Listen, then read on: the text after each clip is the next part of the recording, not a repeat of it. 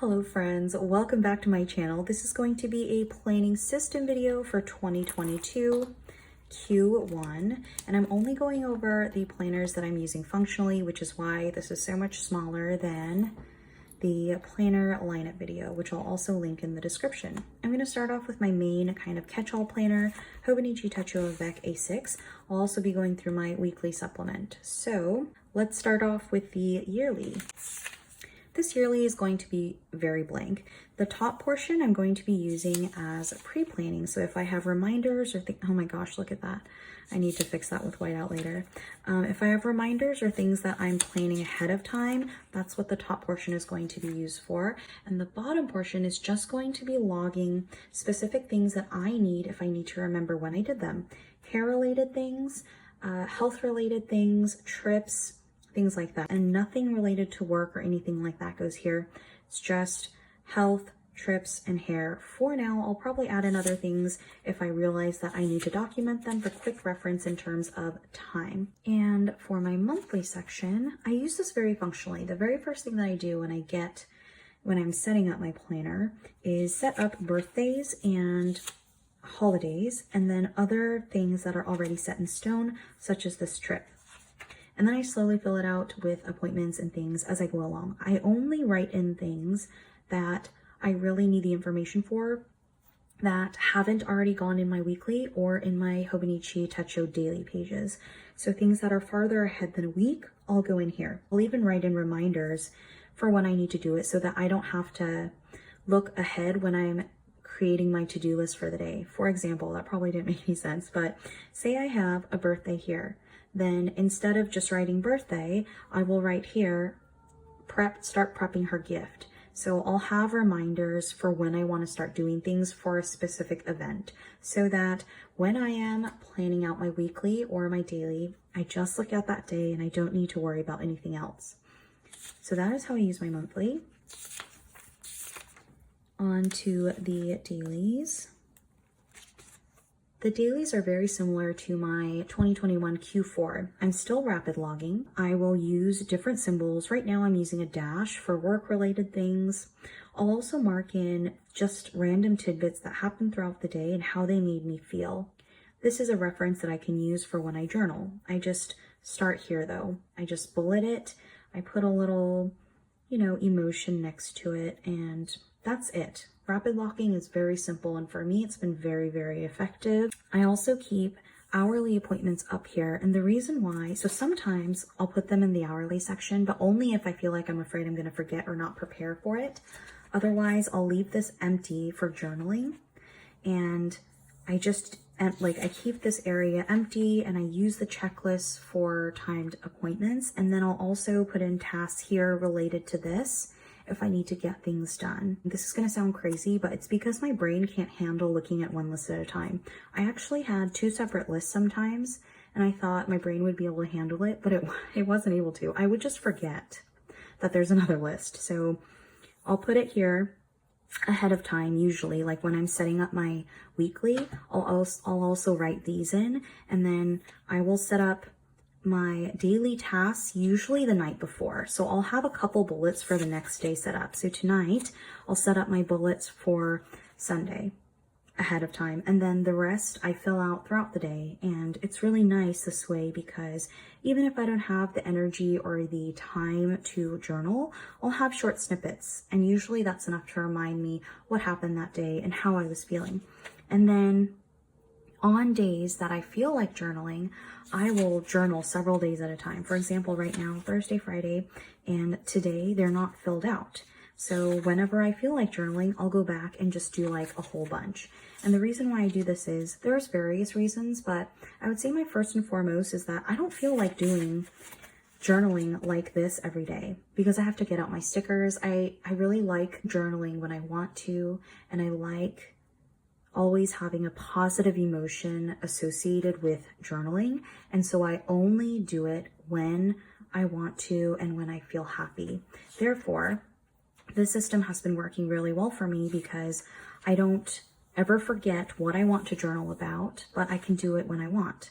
I'm not sure if I'm making any sense, but it's been working for me. Second reason is this makes it easier for me when I'm recording for YouTube as well. This is another thing that's been on my mind, but it's twofold, so this works out really well. So that's how I'm using my dailies. And this weekly, I adore this weekly. I mean, I used it along with my Techo all of last year, but because my planning system has changed a little bit with the addition of my Hobonichi Weeks, she's kind of up in the air. But something I realized in the past 2 weeks is that I was going to initially just use it as archiving for tidbits that happen throughout the week. However, I realized that even though I put in the timed things at the top right here, if I have to flip the page, I won't flip the page to check what's on the next day. And so I've missed some to-dos that I need to write down because I didn't flip the page and check what's there. I'm just not used to doing it, and I'm just not good at flipping and checking different areas. I'm only good at focusing on one day, which is why I like daily planners.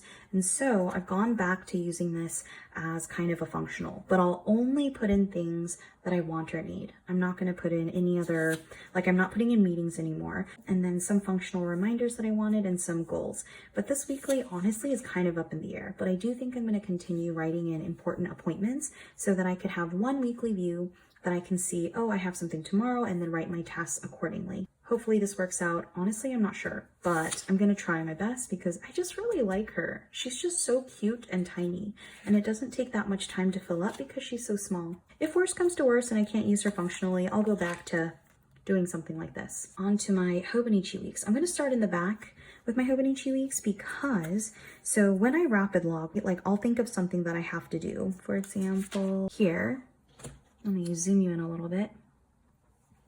So say I wrote something down because I knew I had to get to it. But if you see here, I have a symbol that has 2 forwards. If I have 1 arrow, usually it means the next day, that it's been moved to the next day. If I have 2, I change these icons around though, so don't expect it to be the same all the time for me. I just like change and I don't know why. Anyways, this is where it goes. So I have the very end section of the Hobonichi Weeks is empty pages. And the first 50 pages I left empty just for tasks. I put a start date and an end date because I don't really like being bound by a week or a month. I just like having a task list so I don't lose anything. And here I have used icons to the left of the delineating line. If I have 2 arrows, it means it's been moved to my recurring, forever, never-ending task list, which is in the back of my Hobonichi Weeks. And I really, really like this system. I know some people would probably be like, why don't you just categorize it? This looks crazy. But like I mentioned, my brain can't handle various lists. Like it just can't handle it.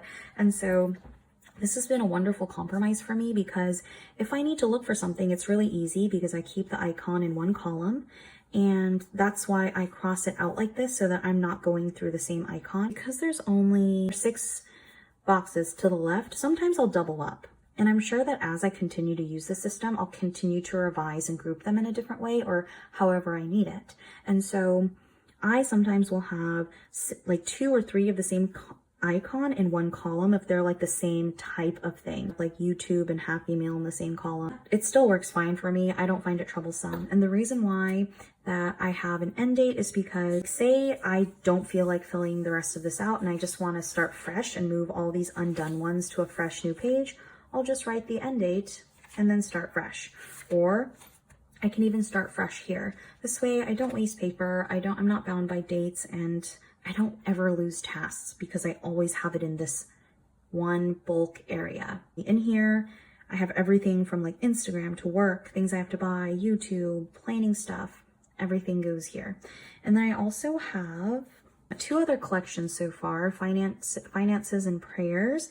And so I can't show you everything in finances, but let me show you a little bit of what I have so far. I just have offering, and then here on the left-hand side, I have all my pay dates written out. And then in pencil, I've drawn in, they're very, very faint, and I'm not sure if you can see them, but I have 2 lines here. And so to the right, in this column, I have the actual pay.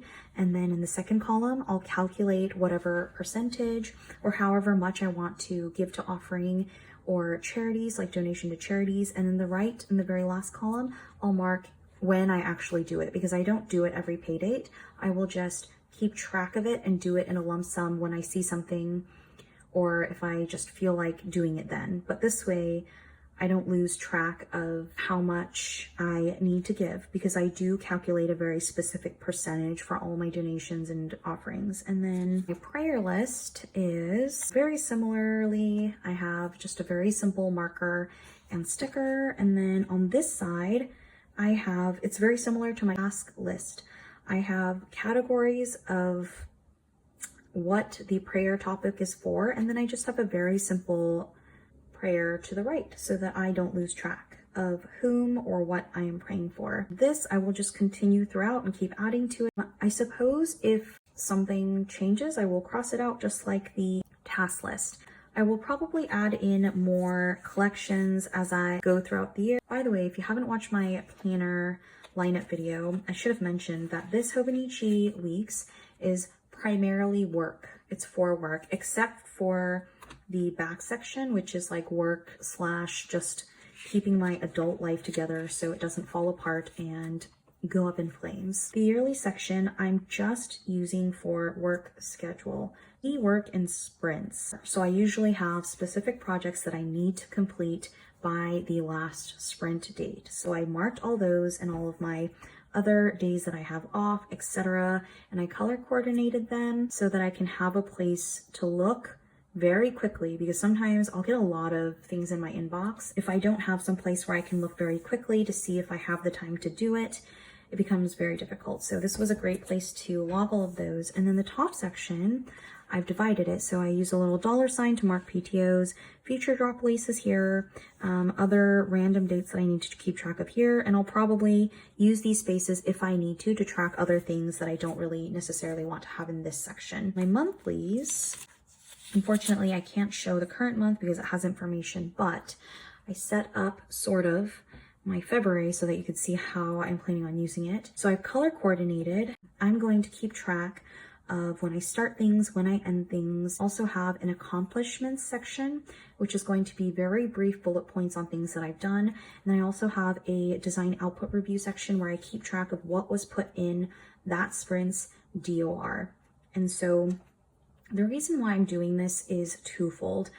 One, I want to be able to see how long certain projects take, how long things take just in general, so that I can better plan out my schedules and better give estimates on how much a certain project will take. The second reason is because for work kind of reviews, I want to be able to have a very nice, brief, at a glance section where I can see what I've accomplished, so that if my manager, or when my manager asks, so what'd you do? What are your biggest accomplishments? What do you think you can work on?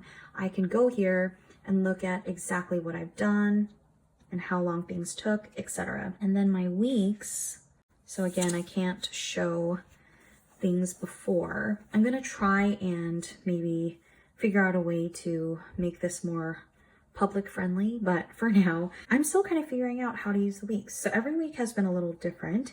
However, so this area, what I'm planning on doing is Monday through Friday, I only write major deadlines and when things are happening. For example, this is when the sprint starts. This is when we have a sprint review, and then other deadlines that I have. I'll write deadlines and goals for deadlines, and that's it. This side will be very empty. I wanted a place where I can see very clearly just the deadlines so that I could create my schedule accordingly. In the Saturday and Sunday, I'm going to sum up accomplishments or things that happened throughout the week so that I can have a nice brief glance that when I move over to my monthly, I don't forget or lose things.